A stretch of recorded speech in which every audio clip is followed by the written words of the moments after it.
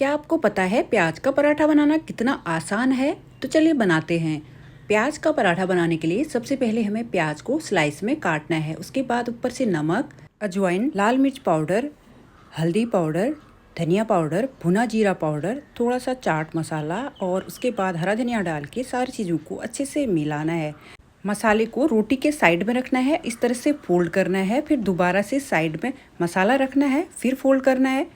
उसके बाद पराठे को हल्के हाथों से बेलना है इस तरीके से। तो अब इसे सेक लेंगे। ऊपर से ऑयल या घी डाल के पलटना है, फिर दोबारा सेकना है।